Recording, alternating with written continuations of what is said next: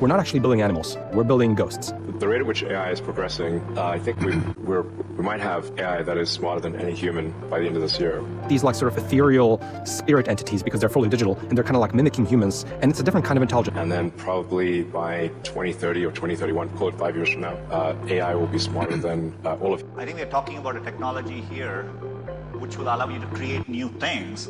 AI can write you excellent, it's an imitative verse. That sounds Elizabethan. It cannot write you Shakespeare. But on a practical basis, I expect on a day-to-day basis, people's lives to be significantly enhanced with it across everything they touch. Hey everyone, since we have covered computer vision and making machines see wala unit, let's move on to the next one called big data and big data analysis. So इसमें काफ़ी सारी चीज़ें हैं, but अगर आप overall देखोगे, this is actually a short chapter. ज़्यादा topics नहीं है इसमें. Some advantages and disadvantages, characteristics, how do you work on big data and what is data stream mining. So let's move on directly. What is big data? सबसे पहले हमें समझना पड़ेगा कि small data क्या होता है. Small data is something which humans can easily read and understand. For example, there is a small shop in your area. If the shop owner हर दिन जो भी उस customers आ रहे हैं, he or she is trying to track कि एक customer ने 10 items खरीद लिए, second customer ने 12 items खरीदे, किसी ने vegetables खरीदी and so on. As a human, हम लोग वो data को पढ़ पाएंगे. But when the data becomes so huge, so large that it is incomprehensible by the humans, it refers to big data. So this kind of data is extremely large and complex that the regular computer programs and regular databases cannot handle at all. So इसके 3 sources होते हैं. First of all, one is social media. Second is the machine data, जो भी satellite imagery है, जो sensors होते हैं, x-rays होती हैं, sensor readings होते हैं अलग अलग जगह की. That is the second source. And the third one is the banking system. Banking system में हर दिन बहुत ज़्यादा transactions होती है. एक singular bank हर दिन millions of transactions करता है. And in the world there are thousands of banks. So जो banking transactional data है वो भी बहुत huge है. That is why it is known as big data. So it comes from 3 main sources. And ये जो डेटा है हम लोग इसको 3 पार्ट्स में डिवाइड करते हैं. First is the structured data. Structured data होता है आपका टैबुलर फॉर्म में, जो इजीली अंडरस्टैंडेबल होता है, इजीली रीडेबल होता है, कॉम्प्लेक्स नहीं होता है ज़्यादा. Then the second is semi structured data. It has some structure associated with it, but the thing about this is कि यहाँ पर जो कंटेंट है वो डिफरेंट हो सकता है. For example website data. Websites can look similar but eventually उनके अंदर के जो कंपोनेंट्स है they can be very variable. And the third is unstructured data. For example आपके कॉमेंट्स हो गए यूट्यूब में, और maybe there are some YouTube videos. So this kind of data is known as unstructured data. So definition क्या है आपके सामने है यहाँ पर. क्वांटिटेटिव डेटा को हम लोग जिसका डिफाइंड स्ट्रक्चर होता है उसको स्ट्रक्चर्ड डेटा कहा जाता है, जहाँ पर mix of quantitative plus qualitative data हो गया, हमें उसको सेमी स्ट्रक्चर्ड डेटा बोलते हैं. एंड जब कोई भी रूल फॉलो नहीं हो रहा है, for example audio, music, video, वहाँ पर हम लोग बोलते हैं कि that kind of data is unstructured data. So बाकी सारी चीज़ें भी आपके सामने, you can look at this slide. Moving on, what are the tools required for this kind of data analysis? So जब आपके जो नॉर्मल टूल्स हैं जैसे गूगल शीट या फिर एक्सेल, ये सब चीज़ें बिग डेटा के लिए यूज़ नहीं हो सकते हैं, क्योंकि as we discussed structured data है, अनस्ट्रक्चर्ड डेटा है, सेमी स्ट्रक्चर्ड डेटा है. सो ये काइंड ऑफ डेटा स्टोर करने के लिए स्पेशल सॉफ्टवेयर यूज़ होता है. फॉर एग्जाम्पल MongoDB या फिर Apache Hadoop. So using these softwares, big companies like Amazon and Netflix can analyze large amounts of data. For example, every day there is million hours of streams on Netflix. Now if Netflix wants to understand कि next movie कौन सी बनानी चाहिए या फिर कौन सा ऐसा show है जो लेकर आएंगे तो लोगों को पसंद आएगा, so for that purpose they try to analyze this big data. This big data is coming not only from Netflix but also from social networks, from the internet, from various boards like Reddit, Instagram, जहाँ पर reels आती हैं, वो सब analyse करके एक बहुत ही बड़ा सा डेटा सेट क्रिएट किया जाता है, जहाँ पर ये सारे सॉफ्टवेयर्स यूज़ करके डिसीजन मेकिंग करते हैं ये बड़े companies. And this is why it has a lot of advantages enhance decision making होता है, companies can make better decisions, efficiency and productivity increase हो जाती है, कस्टमर के बारे में ज़्यादा जान जाते हैं, कंपटीशन को क्रश कर सकते हैं, as well as there is a lot of growth and innovation because of this huge amount of data. But along with that there are also certain disadvantages, क्योंकि ये डाटा इतना सारा है तो कॉम्प्लेक्सिटी तो डेफिनेटली बढ़ रही है, राइट? क्योंकि इसके लिए फिर स्पेशल स्किल्स चाहिए होंगे, स्पेशल सॉफ्टवेयर चाहिए होंगे, अलग से आप लोगों को हायर करोगे. प्लस इतना सारा डेटा है तो आप ये इंश्योर तो नहीं कर सकते कि सारा डेटा गुड हो, गुड क्वालिटी का हो सकता है कहीं डेटा थोड़ा करप्टेड हो जाए, कहीं डेटा फेक हो. एंड यहाँ पर रिसोर्स एंड कॉस्ट भी ज़्यादा होगा. फॉर एग्जांपल आपका जो पीसी आप बनाते हो उसमें प्रॉबेबली काफ़ी ज़्यादा लोग 32 GB रैम लगाते हैं या 64 GB अगर गेमिंग पीसी हो गया.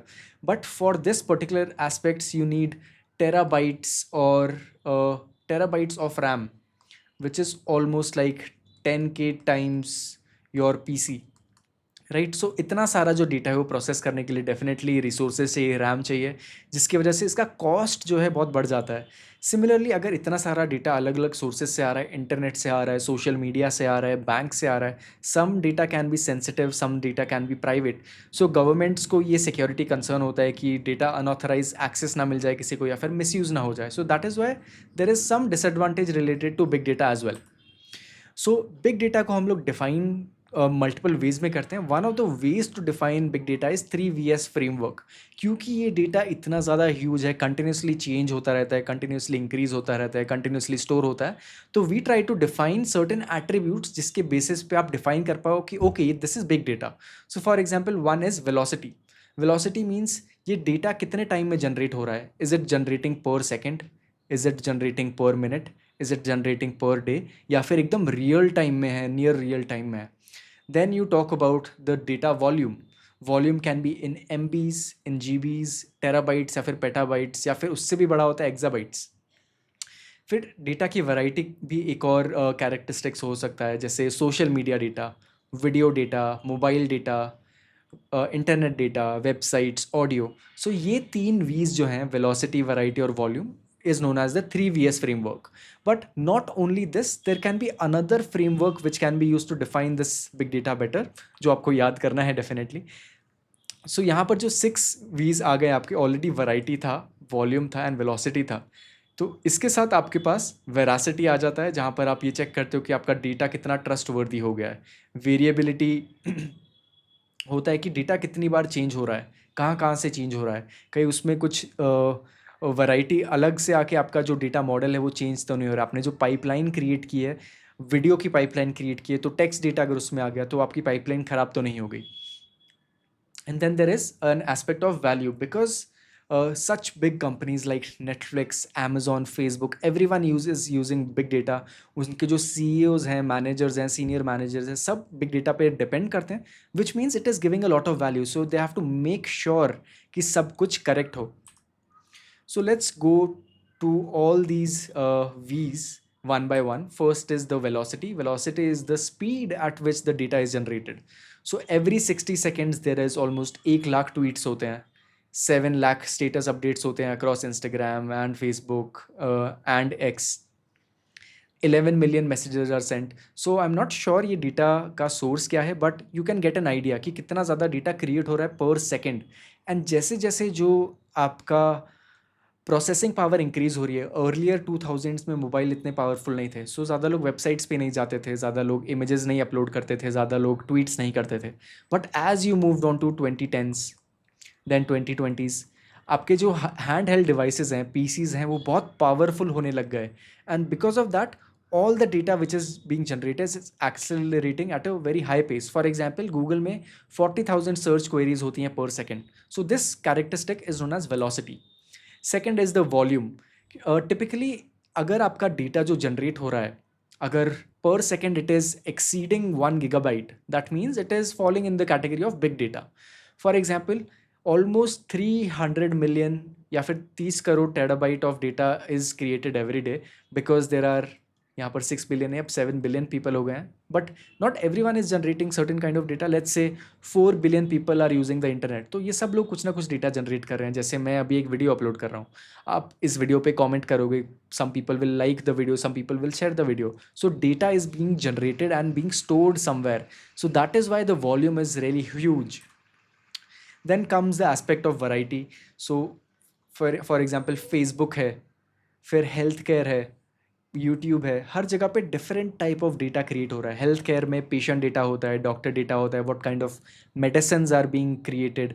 फिर फेसबुक पे फेसबुक मार्केट प्लेस है, कई लोगों को अपनी चीज़ें बेचनी है तो उसके ऊपर पोस्ट आएगा, उसके ऊपर कमेंट्स आएंगे. यूट्यूब के ऊपर भी सिमिलर चीज़ें होंगी, आपके खुद के अकाउंट की अकाउंट हिस्ट्री होगी. So all this data is being created, but storing that in a normal database system like a relational database system is challenging, because as we discussed, structured data hai, unstructured data hai, semi structured data hai. So storing all that requires certain kind of software which normal DBMS systems cannot just handle. Then there comes the aspect of veracity, because a lot of business leaders, almost 70 to 80% business leaders are using this data to create new features to help the audiences, to help the users. They don't generally trust this data. So veracity means जब भी आपका big data consistent हो, accurate हो, quality अच्छी हो and trustworthy हो, तो उस aspect को हम लोग कहते हैं veracity. Then there is the value of big data. Big data can help companies increase their revenue.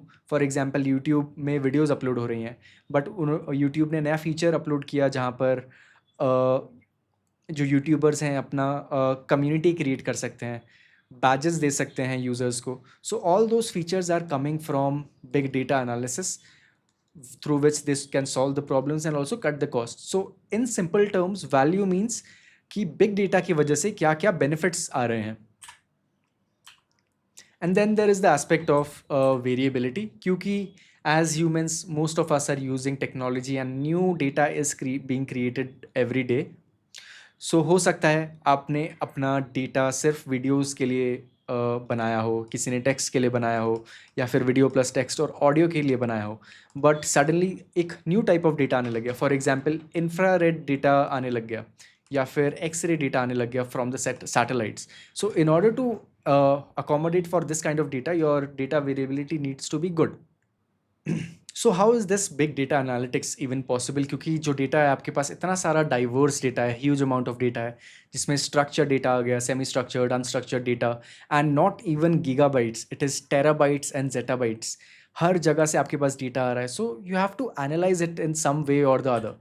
सो इसके बेसिस पे थोड़े आपको कंसेप्ट्स याद होने चाहिए. First is the Moore's law. As we discussed 2000s में जो मोबाइल डिवाइसेस थे ज़्यादा कॉम्प्लिकेटेड नहीं थे, सो डेटा जनरली कम ही जनरेट होता था. But every year the processing power of the devices becomes 2 times. So this in the simplest manner is the Moore's law. For example, earlier किसी भी माइक्रोचिप में, for एग्जाम्पल अगर आप माइक्रोचिप देखोगे, it is created from sand. Sand में silicon होता है, एक एलिमेंट है जो चार्जेस स्टोर कर सकता है in form of zeros and ones, जिसकी वजह से एक वेफर क्रिएट होता है and then you can create a chip.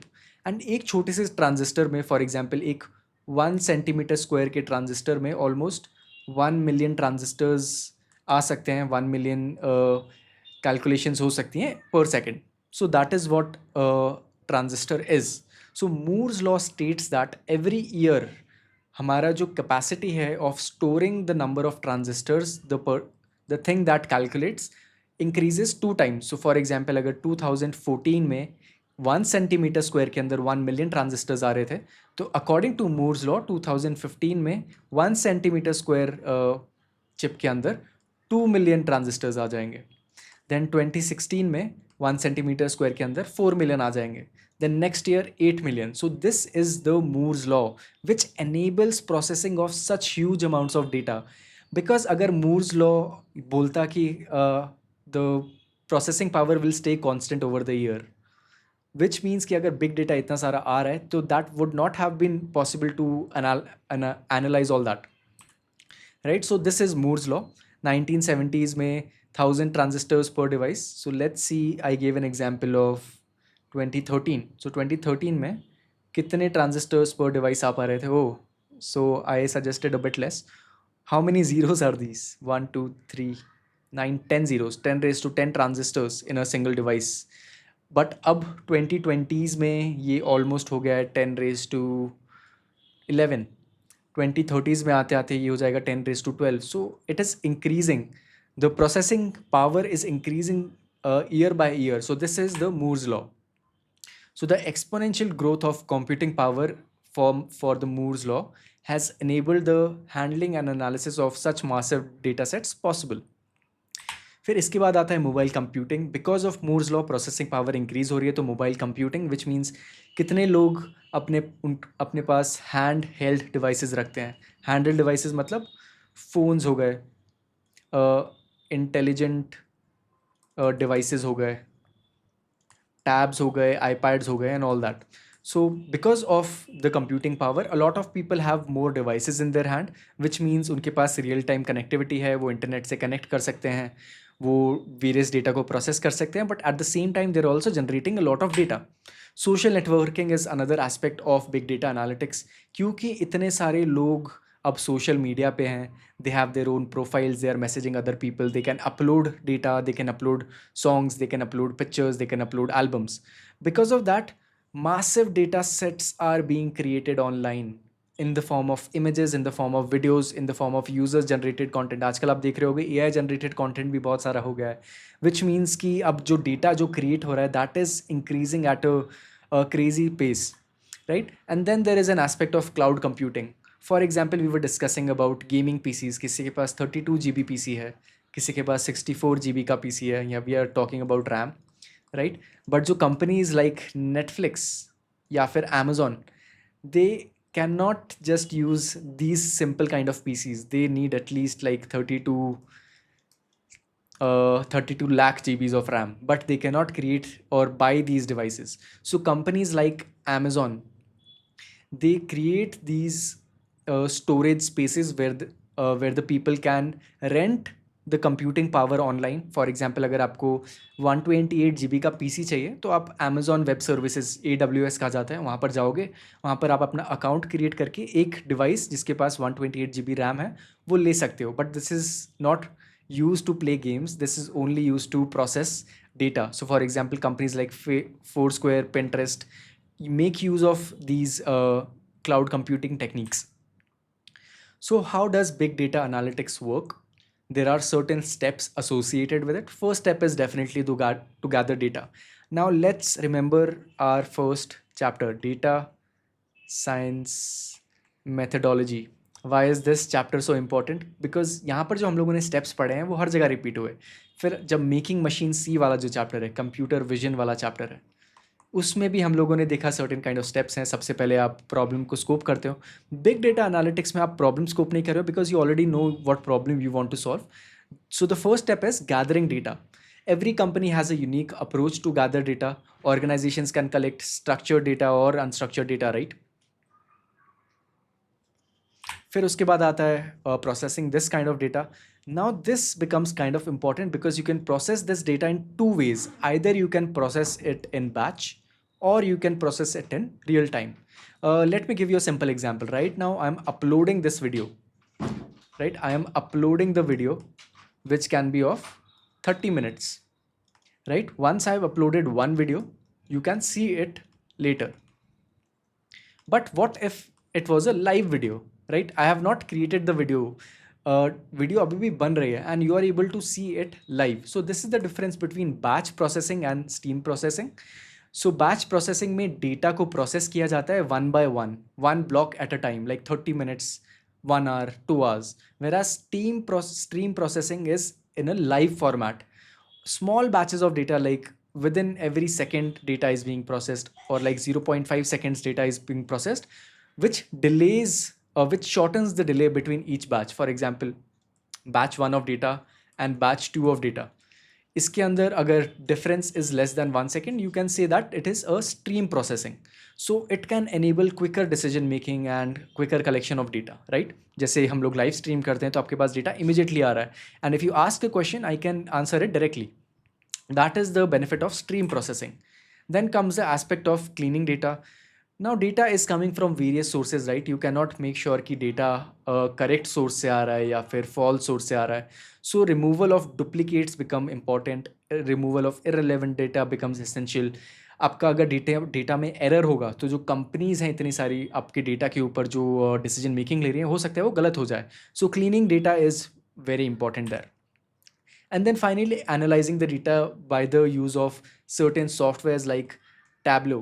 So Tableau is one software, okay, this is the spelling, जिससे आप डैशबोर्ड्स क्रिएट कर सकते हो, चार्ट्स क्रिएट कर सकते हो, but not normal kind of charts जो एक्सेल में होते हैं, RDBMS में होता है. इसमें आपके पास 1 मिलियन या फिर 10 मिलियन डेटा पॉइंट्स होते हैं. सिमिलरली अपाचे हडूप भी एक सॉफ्टवेयर है, MongoDB एक सॉफ्टवेयर है जो इतने सारे डेटा को एनालाइज कर सकता है. Let's move on to one of the important topics जो है माइनिंग डेटा स्ट्रीम्स. जैसे हम लोगों ने बोला कि लाइव डेटा हम लोग प्रोसेस करते हैं, so mining data streams means the same thing.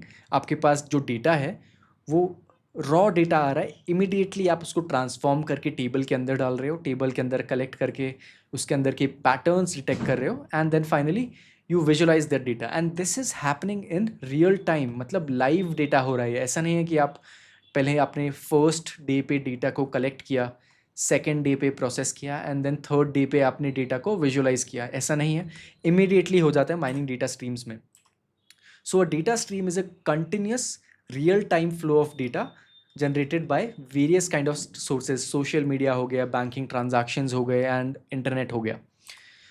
Mining data streams refers to the process of, so data stream का आपको मतलब पता चल गया, क्योंकि जो लाइव डेटा आ रहा है, कंटिन्यूस डेटा आ रहा है, जब आप उसको प्रोसेस करने लग जाओ, जब आप उसको कंटिन्यूसली स्टोर कर रहे हो, कंटिन्यूसली एक्सट्रैक्ट कर रहे हो उससे पैटर्न्स, एंड देन उससे आप कुछ डेटा विजुअलाइजेशन कर रहे हो, तब उसको कहा जाता है mining data streams.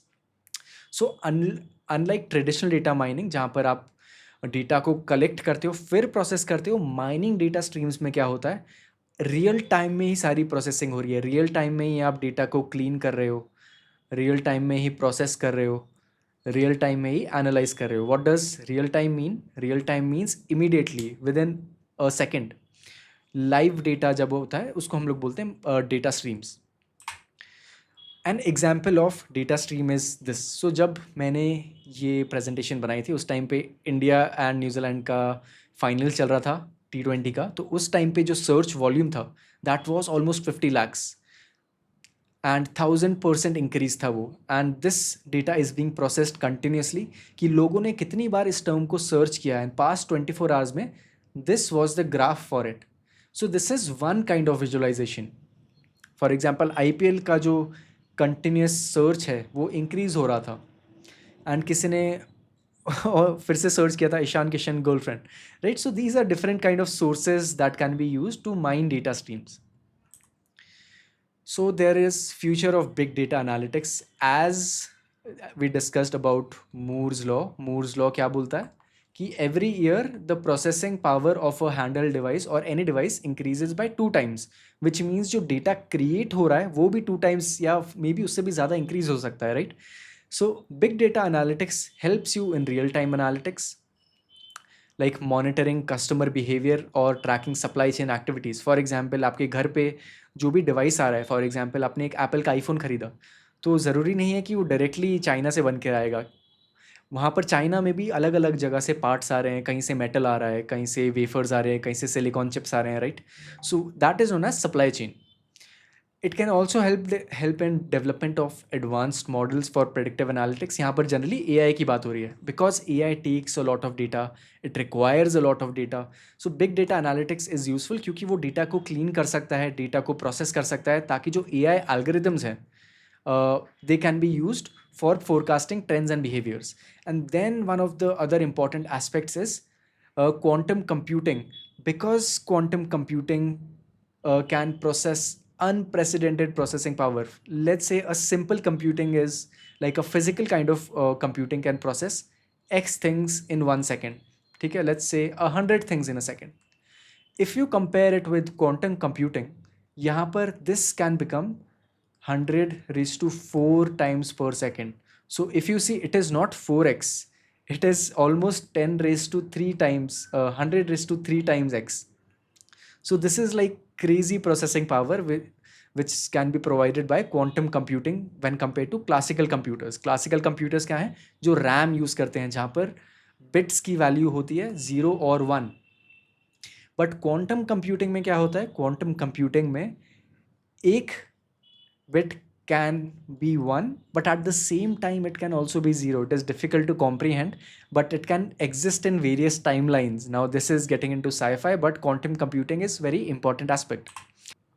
Okay, so now let's try to practice some of the questions जो इस chapter से पूछे जा सकते हैं. The first question is differentiate batch processing versus stream processing. तो हम लोगों ने जस्ट ये डिस्कस किया था कि जब भी आपका डेटा लाइव फॉर्मेट में आ रहा है उसको हम लोग स्ट्रीम प्रोसेसिंग बोलते हैं. Whereas बैच प्रोसेसिंग में क्या है, आप बैच वाइज अपने डेटा को प्रोसेस करते हो. For example, you are collecting your data over a period of time and you are processing it in one go. For example, आपने फर्स्ट डे पे अपना डेटा कलेक्ट किया, देन सेकेंड डे पे आपने अपने डेटा को प्रोसेस किया. Obviously day wise नहीं होता है, जनरली 30 मिनट्स का बैच होता है या फिर 1 आवर का बैच होता है. That is known as batch processing. Whereas in stream processing, you continuously process the data as it arrives without any delay. For example, fraud detection जब होता है बैंकिंग में, तो आप वेट नहीं करते हो. Banks don't wait for the data to be processed. They do it immediately. Next question says that a global e-commerce company handles millions of transactions every day. Identify big data characteristics for each scenario. So customers place orders online and the website records thousands of clicks, searches and transactions every second, which means आपका जो data है वो बहुत quickly generate हो रहा है. Every second की बात हो रही है ना यहाँ पर. So which means we are talking about velocity. The company's servers store petabytes of customer orders. So a quick trick है in order to understand what kind of characteristic is being talked about. For example, अगर velocity है तो every second या फिर per hour या फिर per day के बारे में बात होगी. यहाँ पर data size के बारे में बात हो रही है तो आपको automatically पता चल जाएगा कि ये volume के बारे में बात हो रही है. The stored data comes in different formats, which means we are talking about variety. Then sometimes the system collects incomplete or duplicate records. We are talking about veracity, जहाँ पर accuracy is important, quality of data is important. Which law suggests that increasing computing power over time makes it easier to handle sorry for that, handle large volumes of data. So Moore's law है. Big data refers to extremely large and complex data sets that regular computer programs and databases cannot handle. Definitely. Which of the following is not one of the main sources? Transactional data की हम लोगों ने बात की थी banking system से. फिर sensor वाला डेटा है जो अलग सैटेलाइट से आता है या फिर डिफरेंट फिजिकल सेंसर से आता है, मशीन से आता है. And then there is social media. So printed library catalogue data is not one of the main sources. Which emerging technology in big data analytics promises unprecedented processing power and can solve complex problems much faster than classical computers? We just discussed quantum computing is the thing for that. A company's fraud detection system flags suspicious transactions within milliseconds as they occur. So this is an example of quick processing, live processing or stream processing. यहाँ पर batch processing नहीं है. The volume of data generated by an e-commerce company includes customer orders, payment details, product listing collected over the years amounting to petabytes. So what can be talked about over here? We are talking about volume क्योंकि बहुत ज़्यादा data create हो रहा है. That means we are talking about volume characteristic. A data contains structured product databases, semi-structured XML or JSON order files. So these are like data types. Don't get confused. Just like CSV is a data type, JSON and XML is also a data type. XML is a website data. JSON is a structured like dictionary kind of data. So यहाँ पर आपके पास semi-structured data है, unstructured data है. Which characteristic of big data does this illustrate? Because we are talking about structured, unstructured and semi-structured, the answer is variety characteristic. So we have already covered this part and we've also covered this part. Let's move on to the next MCQ. Quantum computing के ऊपर आपको MCQ पूछा जा सकता है. Which emerging technology promises unprecedented processing power? So that is quantum computing. Okay, so I hope you have understood big data completely. It is not a very huge chapter, but you have to practice a lot. The 3 V's and the 6 V's and how is the data processed? What are some of the software which is being used? What is quantum computing? What is Moore's law? So I hope you have practiced well. I'll be seeing you in the next session. Till then, stay awesome. Bye-bye.